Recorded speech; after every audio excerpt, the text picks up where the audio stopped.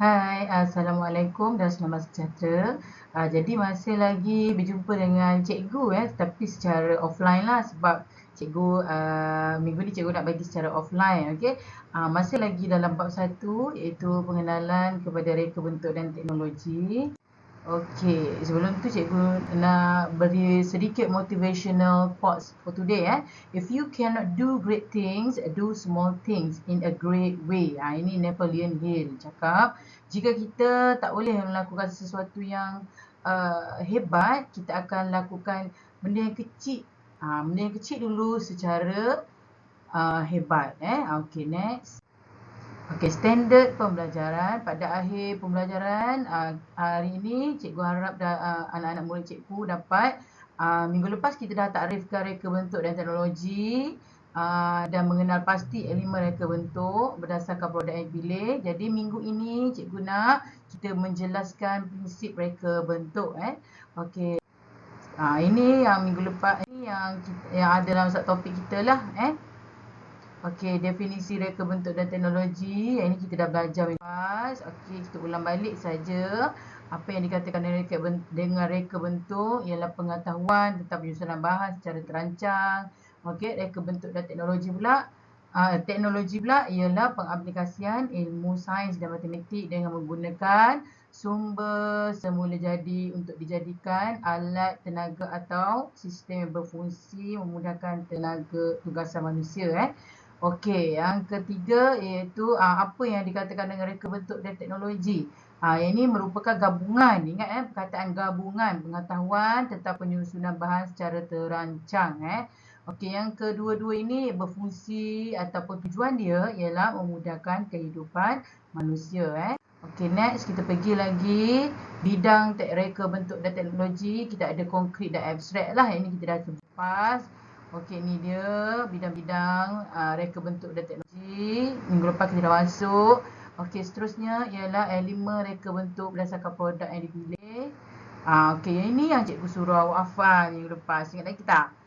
Garisan, rupa, bentuk, tekstur, saiz, warna dan ruang.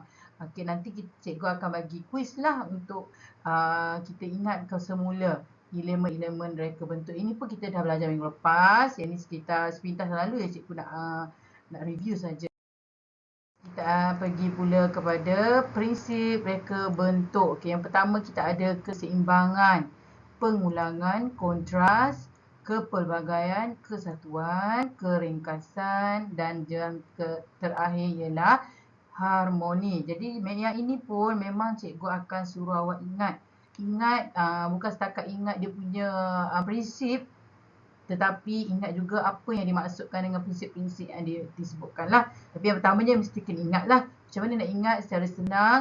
Okay, cikgu selalu sebut huruf K ni ada berapa? 1, 2, 3, 4, 5. 5K, 1P, 1H.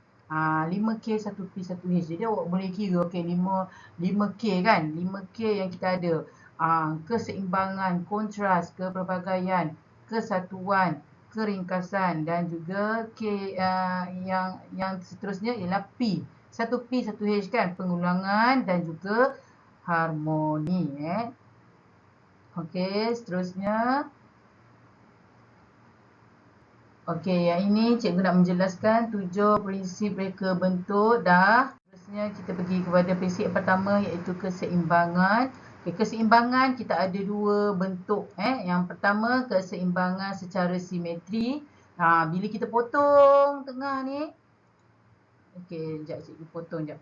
Cikgu potong tengah ni, kiri dan kanan dia seimbang. Okey, yang itu kita namakan dia sebagai simetri. Kalau keseimbangan asimetri, okey, kalau kita potong tengah ni, kiri dan kanan dia tak seimbang.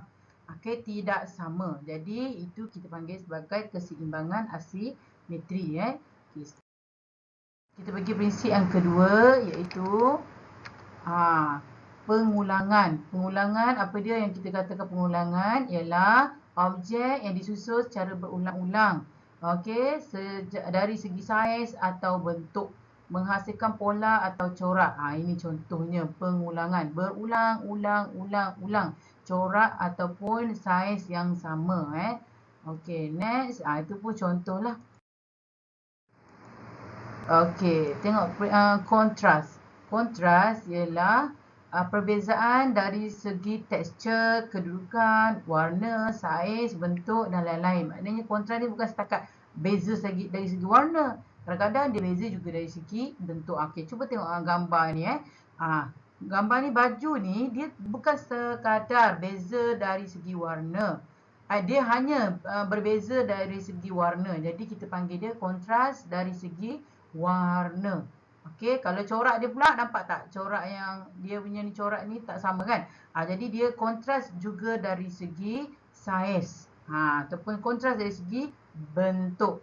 Okey, tapi bentuk baju dia sama kan? Jadi dia tak kontras dari segi bentuk baju. Cuma lengan dia, nampak tak lengan dia kiri dan kanan ni kontras dari segi warna. Saiz yang sama tapi kontras dari segi warna sahaja tu dia. Ini dia pula contoh kontras dari segi apa ni? Kalau kita boleh tengok kontras dari segi bentuk ataupun saiz kedudukan. Okey. Kepelbagaian Okey, kepelbagaian ini bermaksud aplikasi pelbagai gaya, nilai dan idea yang berbeza Okey, jadi awak tengok dekat sini ada macam-macam bentuk, macam-macam warna. Jadi tujuan dia ialah menambah daya tarikan. Kalau warna dia satu saja, bentuk dia satu saja, tak menarik untuk mata kita nak menengok kesatuan. Okey, tengok reka bentuk yang kesatuan tadi keringkasan. Okay, yang ini idea yang ringkas tapi sangat menarik, maksud dia itu keringkasan. Okey, contoh yang ini yang mana yang lebih ringkas, yang ini ataupun yang sebelah ni okey. Prinsip yang ketujuh ialah harmoni. Okey, kita tengok warna memberi keamanan dan kedamaian. Warna-warna yang digunakan dalam kita punya rumah ni harmoni warna yang sejuk, dia akan guna semua warna sejuk. Jadi dia memberi impak keamanan dan kedamaian Okey, ini dia contoh-contoh yang prinsip-prinsip yang terdapat pada sebuah sofa lah yang kita boleh nilai Cikgu bagi awak satu sofa dan awak nilai contoh prinsip-prinsip yang terdapat padanya. Okey, keseimbangan asimetri, bila kita potong dua, jadi dia kiri dan kanan bentuk dia sama. That's why kita bagi dia keseimbangan asimetri. Kepelbagaian, nampak tak? Ada pelbagai warna, ada pelbagai bentuk kontra, nampak corak bulat berwarna putih nampak kontra, beza antara corak-corak lain. Selain daripada corak tu tadi, bentuk tu tadi, kita juga kontra dari segi pemilihan warna Okey, keringkasan, okey, bentuk dia simple, itu kita panggil ringkas lah. Okay, harmoni, nampak tak warna yang digunakan warna yang seiring ke tidak kalau tak warna tak seiring, jadi tidak nampak harmoni dari segi warna dan corak. Nampak ni warna merah, ni warna hijau, warna coklat, jadi harmoni tak nampak bukan. Okey, kesatuan, tiada kesatuan kerana setiap bahagian kerusi kelihatan berbeza. Kesatuan, kalau bahagian kerusi itu sama, kalau itu kita panggil kesatuan. Okey, kalau contoh corak ini semua sekali ni, ini ialah kesatuan. Ini kita boleh panggil dia sebagai kesatuan. Corak yang sama Okay, next. Pengulangan. Nampak pengulangan dari segi corak. Dekat sini ada corak, dekat sini ada corak yang sama, dia repeat berulang. Okey, next yang ketujuh, kita ada kriteria reka bentuk yang baik. Yang pertama, inovasi. Apa itu yang dikatakan dengan inovasi? Ialah bentuk yang lebih unik dan berdaya saing. Okey, menambah ciri-ciri atau fungsi yang sedia ada. Okey, kadang-kadang kita dah ada produk, tapi kita tambah baik dia, jadi dia secara tak langsung dia terbentuk, dia terdiri daripada kriteria reka bentuk yang baik lah. Okay, yang seterusnya, creativity. Okey, yang ini idea baru lain dari yang lain. Contoh kita ada sebelum ni kita ada kek. Tapi kita nak yang lebih lain. Jadi kita buat idea baru yang kreatif. Yang tak pernah ada, yang orang tak terfikir pun. Jadi dia termasuk dalam idea baru. Okey. Next, keaslian. Tak tiru produk orang. Ada unsur simbolik, emosi dan estetika. Apa yang dikatakan dengan estetika ialah sumber atau apa tu, kecantikan. Dia punya estetika ialah nilai kecantikan.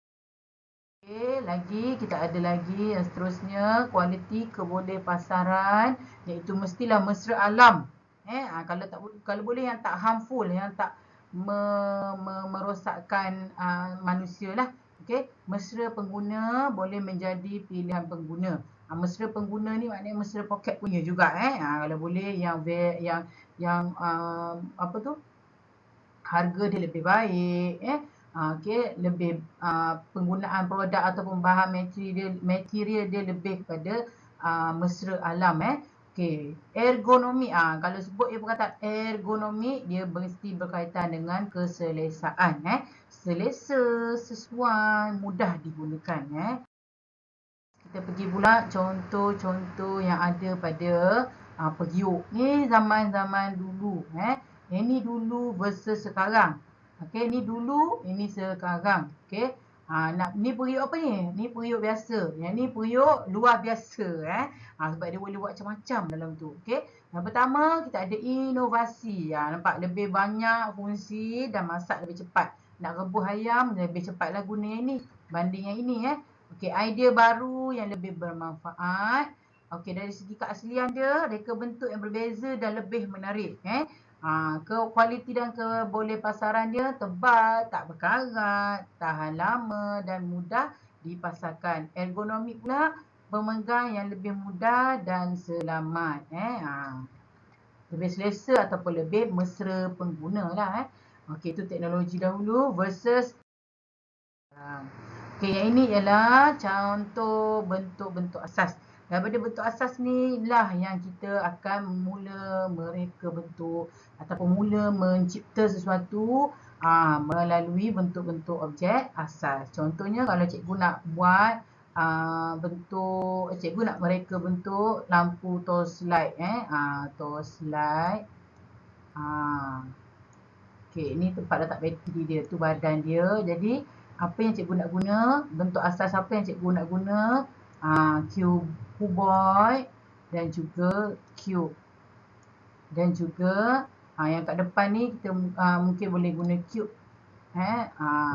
Ataupun kita boleh guna triangle prisma.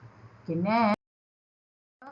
Empat teknik pembinaan objek. Ini yang selalu masuk dalam Excel lah. Okay, yang pertama, teknik pembenaman.